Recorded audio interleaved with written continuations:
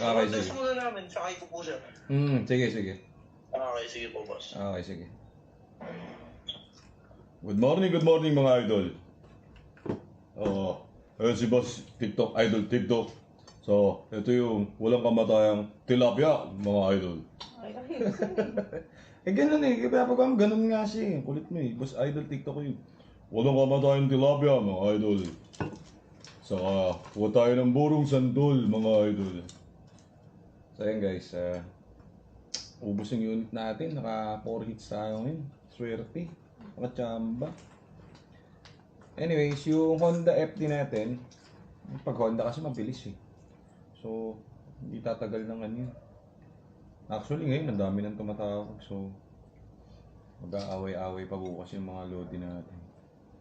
Pero yung mga malalayo, sabi ko, tumawag muna bago pumunta kasi magpatayan na naman. Marami kasi nagpapatayan sa shop namin, doon sa labas, nag-aaway sa unit. Yun ko, tawag mo na sila. Kain po kayo. Idol yun si Boss Idol TikTok eh. Si ano, Sir Katakutan, mabait yun eh, sa Pangasinan. Ano ba? Pampanga no? Pampanga pala siya. Mabait talaga yun. May ostrich sa bahay, biruin mo. Pusang tindi.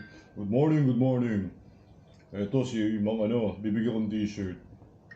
Pengin burong santol. Yung ginagaya kong style niya, ganito. Nakain ako na nakakamay. Bagay, lagyan mo na nakakamay.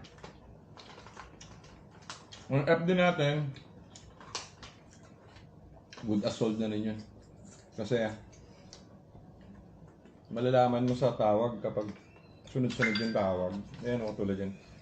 Kapag sunod yung tawag, alam mo na maraming bogus buyer, pero syempre, 3% ng 100% may sure buyer dun. So, ramdam ko na eh. Ngayon nga, gusto na pumunta eh. Bukas na lang, pagod na kami. Bukas na nabili yung FD. Problema dun sa iba, mag-i-inquire. Nakakainis yung tanong. Ang tanong lagi, kung nag-i-inquire, anong issue? Anong issue? Hindi man ako titinda ng issue. Saka para tanongin mo dun sa price na lowest in the market, mas maganda aktuhan mo kasi sigurado syempre, dami tumatawag sa akin. So, yung talaga nakakabili nun, inaaktuhan, pinupuntahan talaga. Gaya nung Altis kanina. Nuwin mo, Tagaytay pa yung Cavite. Ay, shoutout pala kay Sir ha. Kalimutan yung pangalan ng shop niya, pero pinad naman niya ako. So, tingin ko malupit na buy and sell dun sa ano yun. Sa Tagaytay.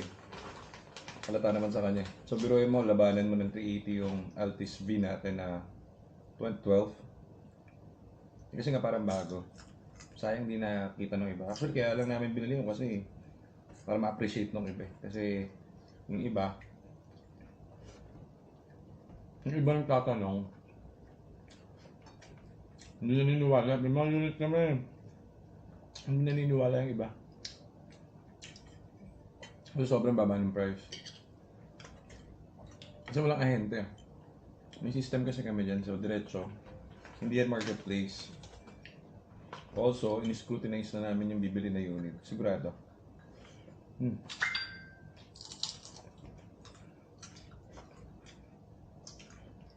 Teka lang.